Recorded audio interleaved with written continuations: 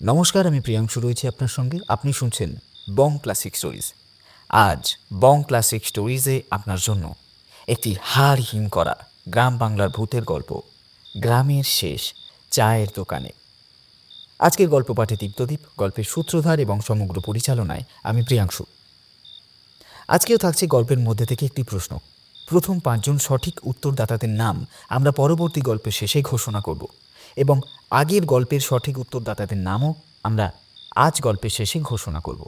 তাহলে চলুন শুরু করে দেওয়া যাক আজকের গল্প। শুরু হচ্ছে গ্রামের শেষ চায়ের দোকানে।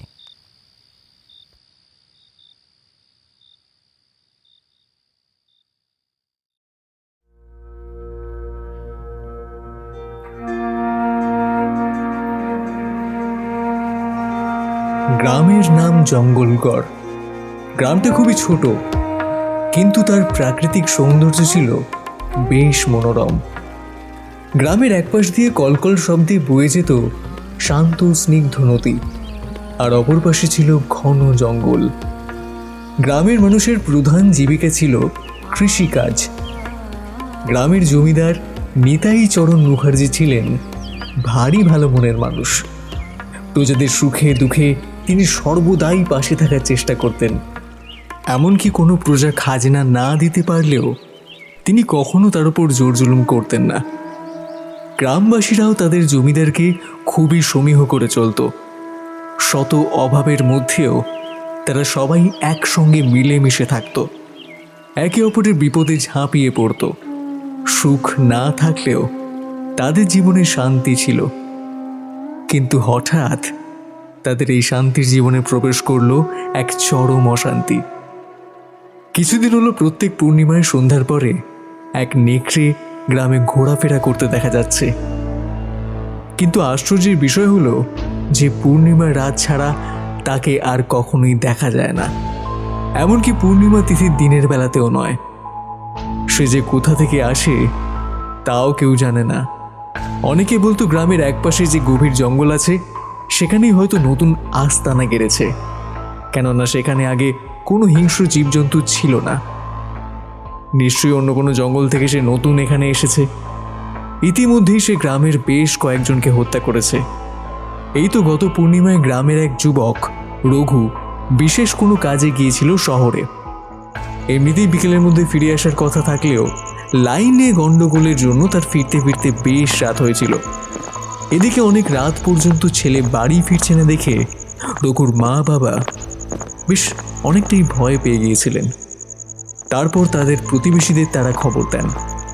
গ্রামের কয়েকজন যুবক দল বেঁধে হাতে মশাল নিয়ে রঘুকে খুঁজতে বেরোয়, কিন্তু সারা গ্রামে তন্ন তন্ন করে খুঁজেও রঘুকে কোথাও পাওয়া গেল না। তখন একজন বলেছিল ওই জঙ্গলের দিকটাতে একবার খুঁজে দেখার জন্য, কারণ সেই দিকটায় তারা যায়নি। যদি সেখানে সেই নেকড়ে ওত পেতে বসে থাকে। শেষ পর্যন্ত তারা জঙ্গলের কাছ থেকে রঘুর ক্ষত বিক্ষত রক্তাক্ত দেহটা উদ্ধার করেছিল। দেহটার এমন ভয়ানক অবস্থা হয়েছিল যে যেই তাকে দেখেছিল সেই ভয়ে শিউরে উঠেছিল। কারোরই বুঝতে বাকি ছিল না এ কাজ কে করেছে।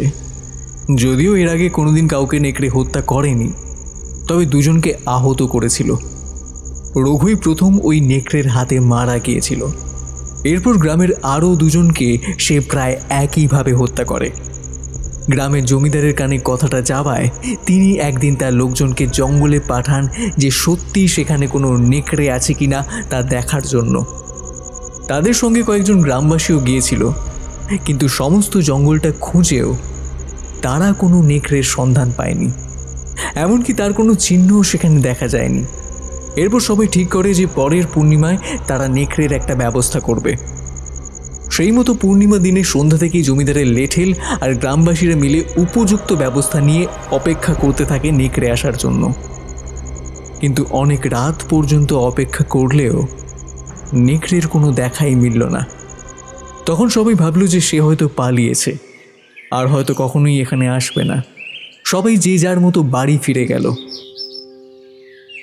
কিন্তু পরের দিন সকালে ওই জঙ্গলের পাশ থেকেই গ্রামেরই এক বৃদ্ধ নবীন চ্যাটার্জির রক্তাক্ত দেহটা উদ্ধার হয়েছিল। মৃতদেহটা দেখে বোঝাই যাচ্ছিল যে এই কাজ নেকড়ে ছাড়া আর কারণ নয়। উফ, কি বিভৎস দৃশ্য ছিল সেই চেহারাটার। এরপরে তারা বন দপ্তরে খবর দেয়। বন কর্মীরা এসে সারা গ্রাম খুঁজেও নেকড়ের কোনো সন্ধান না পেয়ে ফিরে যায়। তারপর থেকে গ্রামবাসীরা সবসময় নেকড়ের ভয়ে দেওয়ালে সেঁটে থাকে। পূর্ণিমার দিন বিকেল থেকেই আর কেউ ঘরের বাইরে বেরোয় না। যতই কাজ থাকুক না কেন, সবাই বিকেলের মধ্যে ঘরে ফিরে দৌড় দেয়। কিন্তু মৃত্যু যদি কপালে লেখা থাকে, তাহলে আটকায় কার সাধ্য? রতনের ক্ষেত্রেও ঠিক তাই ঘটেছিল। প্রতি পূর্ণিমার মতোই সেদিনও সবাই সন্ধ্যের আগেই ঘরে ঢুকে তাড়াতাড়ি খাওয়া দাওয়া করে ঘুমিয়ে পড়েছিল। কিন্তু মাঝরাতে হঠাৎই রতনের মায়ের বুকে ব্যথা হতে শুরু করে। এই গ্রামে ডাক্তার বলতে একমাত্র ভুবন সরকার। গ্রামের সবাই তার কাছেই চিকিৎসা করায়। গ্রামবাসীরা বলে তিনি নাকি ধনন্তরী, তার হাতে পড়লে মরা মানুষও নাকি বেঁচে ওঠে। মায়ের এমন অবস্থা দেখে রতন ওর মাকে বলল, মা মা মা মা তুমি একদম চিন্তা করো না, আমি আমি এক্ষুনি ভুবন ডাক্তারকে ডেকে নিয়ে আসছি। তো তোমার ব্যথা একদম কমে যাবে। কিন্তু রতনের মা ছেলেকে বাধা দেয়, বলে, না বাবা, তুই এখন কোথাও বেরোবি না। তুই কি ভুলে গেছিস নাকি যে আজ পূর্ণিমা? সেই নেকড়ে নিশ্চয় এখন বাইরে কোথাও শিকারের আশায় বসে আছে। আমার ব্যথা এমনি কমে যাবে। তুই এখন আমার পাশে একটু বস। রতন ওর মায়ের পাশে বসে ওর মাথায় হাত বুলিয়ে দিতে লাগলো। কিন্তু মিনিট খানিক পরেই ওর মায়ের বুকের ব্যথাটা আরও বাড়তে শুরু করলো। সে যন্ত্রণায় ছটফট করতে লাগলো। রতন বলল, মা মা আমি আমি যাচ্ছি, বুঝলে? আমি ভুবন ডাক্তারকে ডেকে নিয়ে আসি। তুমি বেশি বেশি ভেবো না মা, তুমি একদম বেশি ভেবো না। আমি পাশের বাড়ি ওই মধু আছে না, মধুকে আমি নিয়ে যাব আর এক্ষুনি চলে আসবো। একদম ভেবো না মা। ওর মা বলে, উহ উহ কিন্তু বাবা, তোরা দুজন কি ওই হিংস্র নেকড়েটার সাথে লড়াই করতে পারবি? তোর বাবা আমাদের ছেড়ে চলে গেছেন। এখন তুই আমার একমাত্র সম্বল। তোর কিছু হয়ে গেলে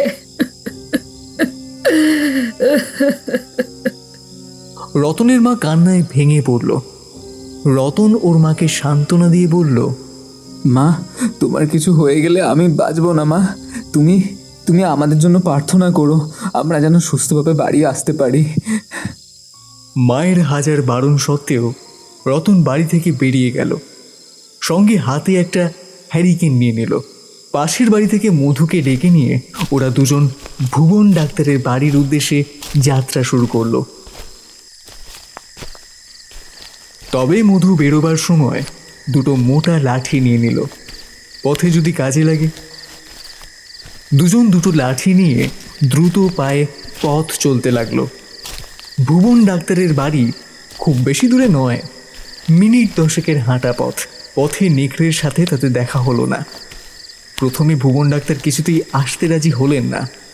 শেষমেশ অনেক কাকুতি মিনতি করার পর তিনি রতনদের বাড়িতে আসতে সম্মত হলেন। মিনিট 5 হাঁটার পরে হঠাৎ তারা সেই নেকড়ের গর্জন শুনতে পেল। তারা খুব সতর্ক হয়ে দ্রুত পায়ে এগোতে লাগলো। বাড়ির কাছাকাছি আসতেই ওরা দেখল ওদের সামনে দাঁড়িয়ে আছে সেই নেকড়েটা। কি ভয়ঙ্কর তার সেই চেহারাটা! সাধারণ নেকড়ের থেকে আকারে অনেক বড়, আর তার ওই দুটো চোখ যেন ঠিক চোখ নয়, মনে হচ্ছে যেন দুটো গনগনে আগুনের গোলা। ভয়ে ওরা তিনজন ঠক করে কাঁপতে লাগলো। কিছু বুঝে ওঠার আগেই নেকড়েটা মুহূর্তের মধ্যে ঝাঁপিয়ে পড়লো রতনের ওপর। তারপর কয়েক মুহূর্ত রতনের সঙ্গে চলল তার ধস্তাধস্তি। বন্ধুর এই অবস্থা দেখে মধু তার হাতে লাঠিটা নিয়ে নেকড়ের মাথায় মারলো এক বাড়ি। কি আশ্চর্য! লাঠিটা যেন হাওয়ায় ভেসে এলো। মনে হলো নেকড়েটার যেন কোনো শরীর নেই, পুরোটাই একটা হাওয়া।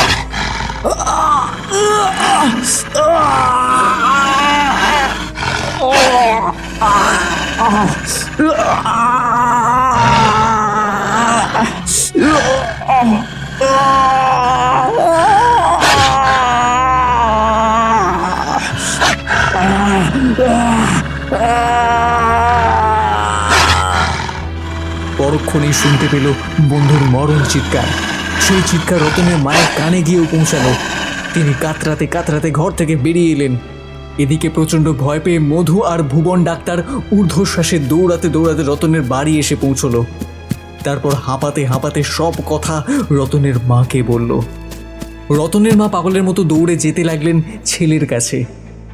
রতনের চিৎকার আরও অনেকেরই কানে এসে পৌঁছেছিল। তারাও বাড়ি থেকে বেরিয়ে রতনের মায়ের পেছন পেছন যেতে লাগলো। আর সেখানে গিয়ে তারা রতনের ক্ষত বিক্ষত শরীরটা উদ্ধার করেছিল। রতনের মায়ের শরীর এমনিতেই খারাপ ছিল, তার উপর ছেলের এমন ভয়ঙ্কর মৃত্যু দেখে সে ওখানেই মারা গেল। গ্রামবাসীরা বুঝে উঠতে পারছিল না যে কিভাবে এই ভয়ঙ্কর নেকড়েটার হাত থেকে তারা নিজেদের রক্ষা করবে। তাছাড়া তাকে দিনের বেলাতেও কখনো দেখা যায় না, কোনো এক অদৃশ্য জাদু বলে কোথাও উধাও হয়ে যায়। কি করে তারা তাকে ধরবে?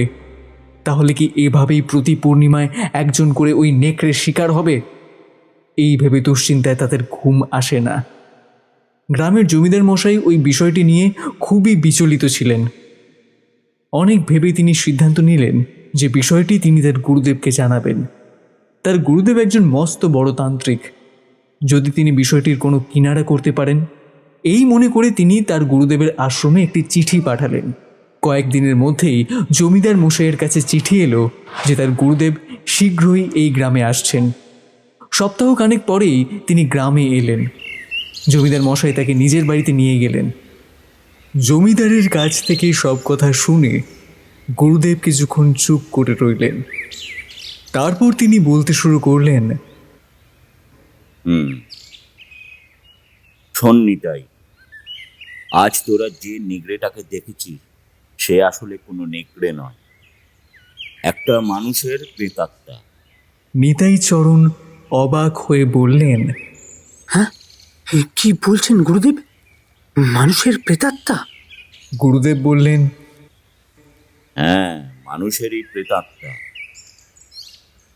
আসলে আজ থেকে অনেক বছর আগে কলাইদহ নামে একটা গ্রামে নিবারণ রায় নামে এক বছর 25-এর যুবক থাকত। তার পরিবার বলতে ছিল বাবা মা আর স্ত্রী। তখন আমি সেই গ্রামেই ছিলাম। ওই গ্রামে আমার গুরুদেবের আশ্রম ছিল। আমি তার কাছে তন্ত্রবিদ্যায় শিক্ষা গ্রহণ করেছিলাম। সেদিন গুরুদেব কোনো কাজে অন্য গ্রামে গিয়েছিলেন। আশ্রমে আমি আর তাঁর কয়েকজন শিষ্য ছিলাম।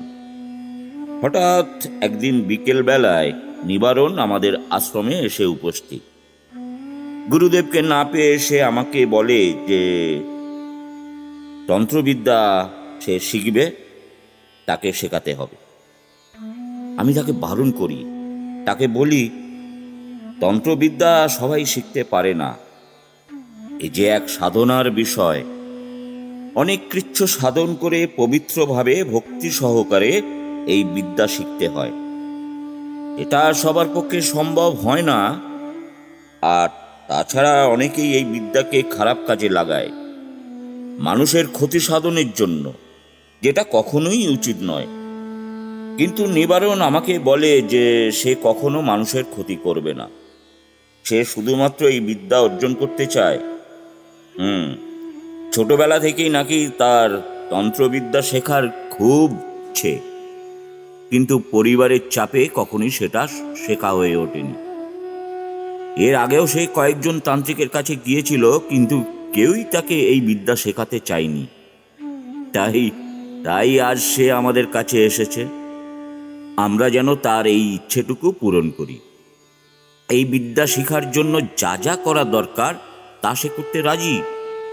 আমরা অনেক বুঝেও কিছুই করতে পারলাম না। শেষ পর্যন্ত আমি তাকে তন্ত্রবিদ্যা শেখানোর গুরুদায়িত্ব নিয়ে নিলাম। নিবারণও আমাদের সাথে আশ্রমে থেকে খুব মনোযোগ সহকারে তন্ত্রবিদ্যা অর্জন করতে লাগলো।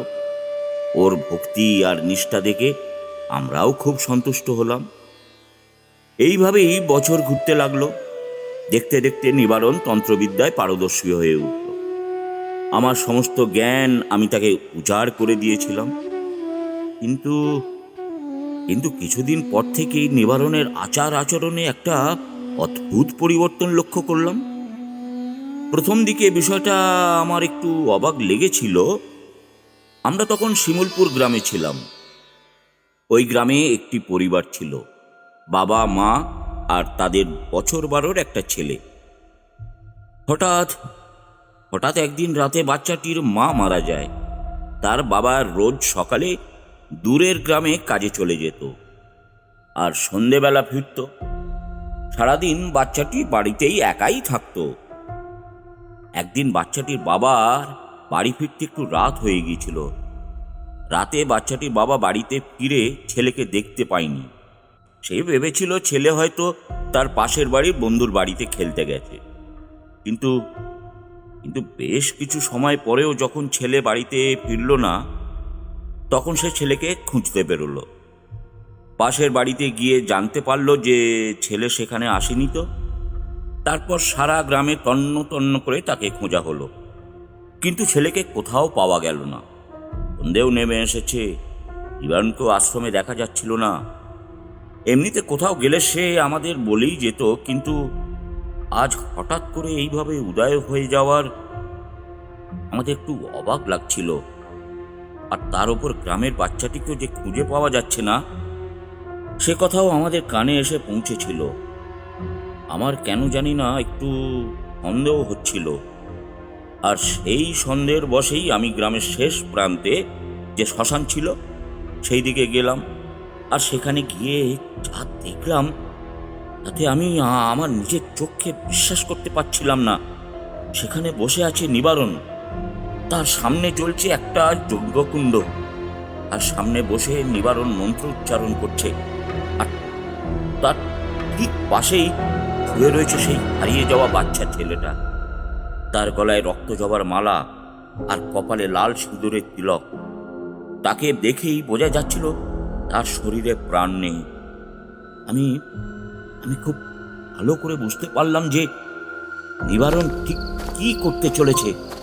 আমি নিবারণের দিকে এগিয়ে গেলাম, বললাম,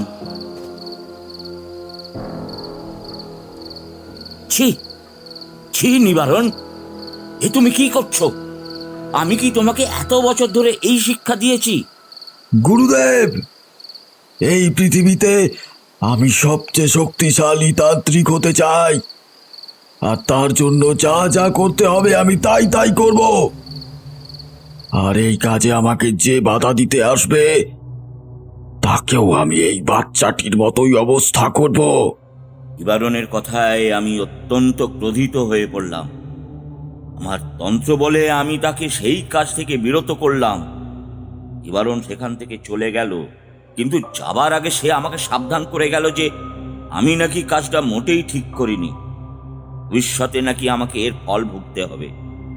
কিন্তু কিন্তু সেদিনের পর নিবারণ আর আশ্রমে ফেরেনি। কোথায় যে সে চলে গিয়েছিল তা কেউ জানে না।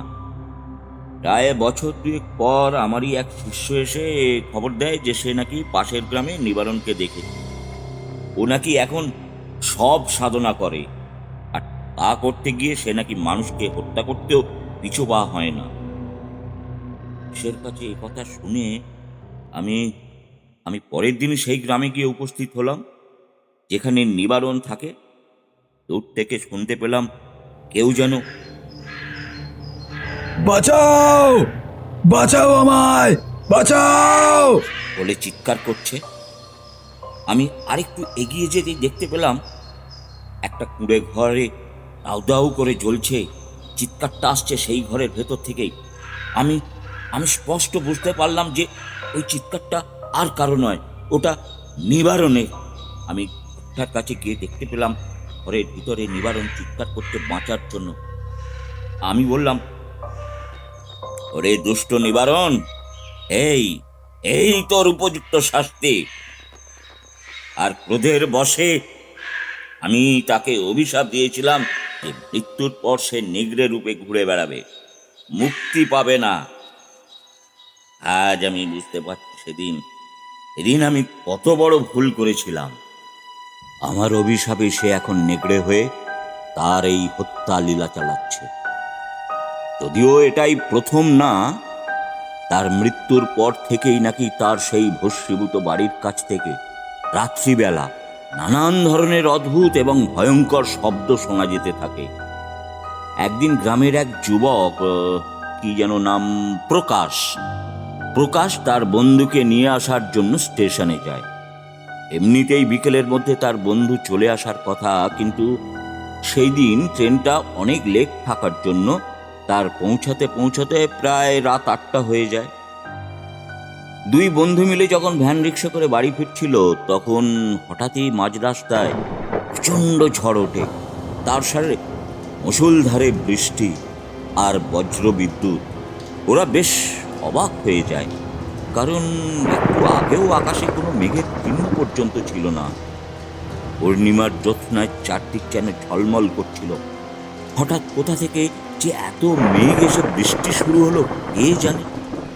প্রচণ্ড ঝড়ের মধ্যে ভ্যান টানতে না পেরে ভ্যানওয়ালা ভ্যান রেখে পালিয়ে যায়। আর দুই বন্ধু কাছেই একটা বন্ধ দোকানের চালের নিচে গিয়ে আশ্রয় নেয়। চারদিকে খুটখুটে অন্ধকার। আশেপাশে যে কয়েকটা বাড়ি আছে সেখানকার লোকজনও বাতি নিভিয়ে শুয়ে পড়েছে। গাছপালাগুলোকে দেখে যেন মনে হচ্ছে এক একটা অতিকায় প্রেত।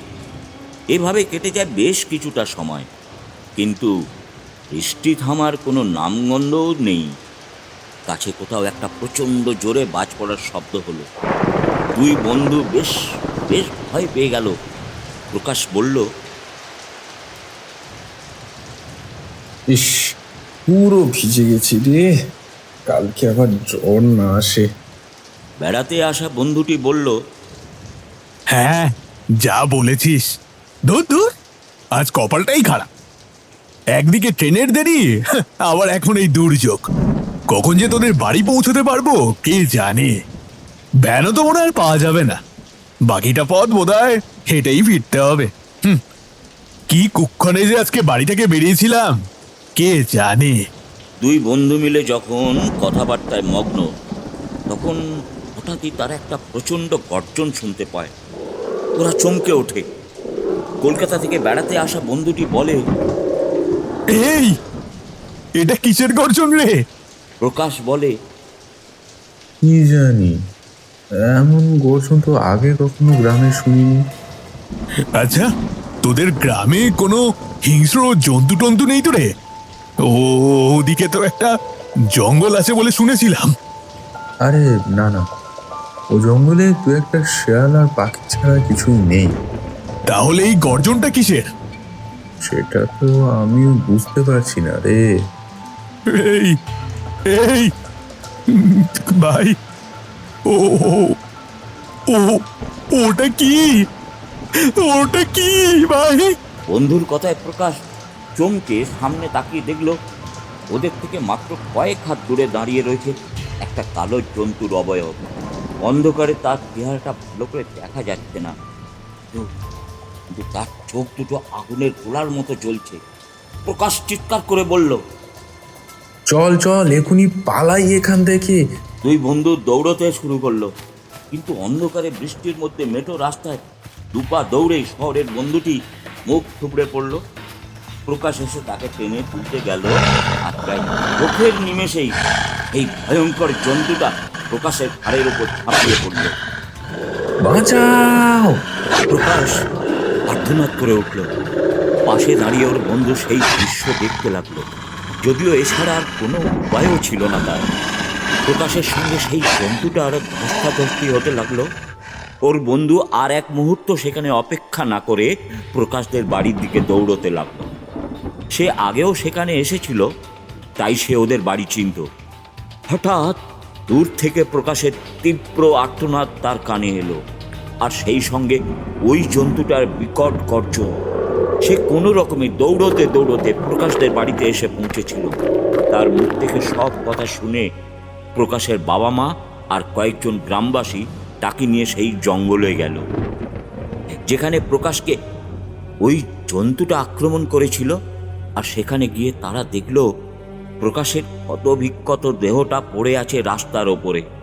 এরপর আরো দুজন ওই ভয়ঙ্কর জন্তুটার হাতে নিজেদের প্রাণ হারিয়েছিল। একদিন বিকেলের দিকে ওই গ্রামের কয়েকজন লোক আমার কাছে এলো।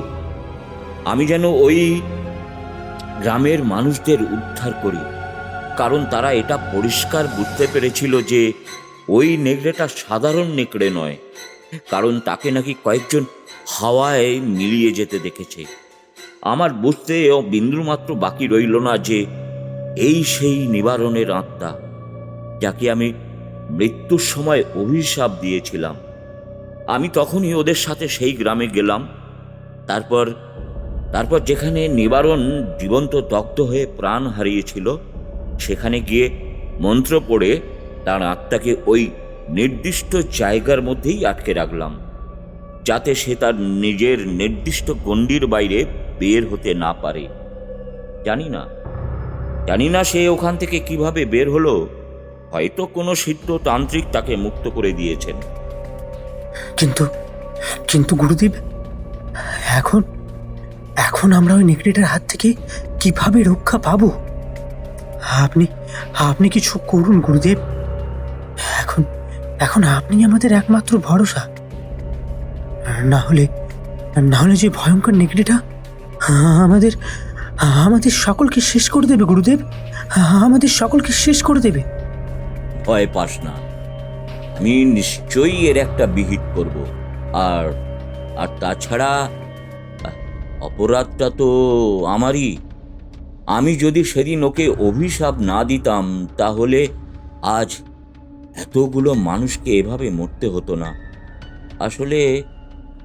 আসলে সেদিন আমি ক্রোধে অন্ধ হয়ে গিয়েছিলাম, যার ফল ভুগতে হচ্ছে নিরীহ মানুষগুলোকে। শোন নিতাই, এই নেকড়ের হাত থেকে মুক্তি পাওয়ার একটাই উপায় আছে। যে ঘরে নিবারণ অগ্নিদগ্ধ হয়ে মারা গিয়েছিল, সেখানে এখনো তার হাড়গোড় পড়ে রয়েছে। যদিও ঘরটার কিছুই এখন অবশিষ্ট নেই, কিন্তু সেই জায়গাটা খুঁজে যদি সেই হাড়গুলোকে এনে আগুনে পুড়িয়ে দেওয়া যায়, তবেই এই নেকড়ের হাত থেকে তোরা নিস্তার পাবি। সেই জায়গাটাও এখান থেকে খুব দূরে নয়। সকালে বের হলে সন্ধ্যের মধ্যে তোরা সেখানে পৌঁছে যাবি। কিন্তু এই কাজটা করতে হবে পূর্ণিমার রাতে। তবে মনে রাখিস, এই কাজ করতে গিয়ে কিন্তু বিপদ আসতে পারে। তবে তোদের কোনো চিন্তা নেই। দাঁড়া, আমি একটা মাদুলি, এই মাদুলিগুলো রাখ। যারা যারা এই কাজ করতে যাবে, তারা যেন সবাই এগুলো হাতে বেঁধে যায়। তাহলে ওই নেগড়ে তার কোনো ক্ষতি করতে পারবে না। আর তোদের সাথে আমিও যাব। এই বলে তিনি নিজের ঝোলা থেকে কিছু মাদুলি বের করে জমিদারের হাতে দিলেন। দুদিন পরেই ছিল পূর্ণিমা। জমিদারের কয়েকজন লোক এবং 3 জন তান্ত্রিক মিলে সেই গ্রামে গিয়ে ধরনের বাড়ির কাছে মাটি থেকে সেই হাড়গুলো খুঁজে বের করলো। তারপর যেই না রাত্রিবেলা সেগুলোর আগুনে পোড়াতে যাবে, হঠাৎ একটা বিকট গর্জন শুনতে পেল তারা দেখল তাদের ঠিক সামনেই দাঁড়িয়ে রয়েছে সেই ভয়ঙ্কর নেকড়েটা। গুরুদেব বললেন, ভয় পাস না, ও তোদের কোনো ক্ষতি করতে পারবে না। এই বলে তিনি এক মুঠো ছাই নিয়ে মন্ত্র পড়ে ওই নেকড়ের দিকে ছুঁড়ে মারলেন।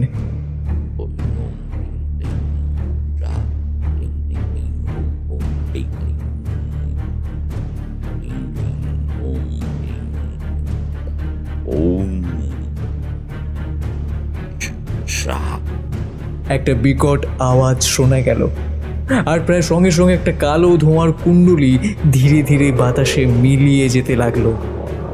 গুরুদেব বললেন, আজ নিবারণের মুক্তি হলো। সেদিনের পর থেকে আর ওই নেকড়েকে কখনো গ্রামে দেখা যায়নি।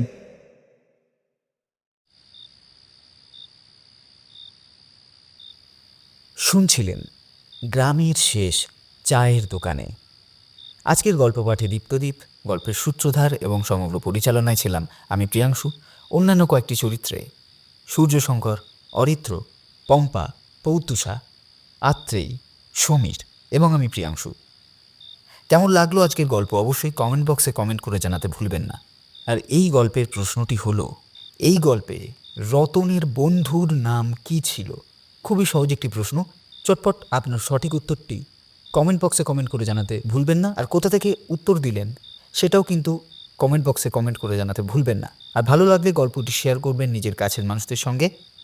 আগের গল্পে সঠিক উত্তর দিয়ে কমেন্ট করেছিলেন সরোজিনী, গাবান, দিব্যাংশী এবং নয়নিকা, কটক, উড়িষ্যা থেকে।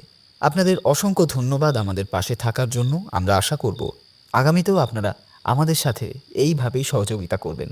তাহলে দেখা হচ্ছে পরবর্তী গল্পে। সকলে ভালো থাকুন, সুস্থ থাকুন আর শুনতে থাকুন বং ক্লাসিক স্টোরিজ।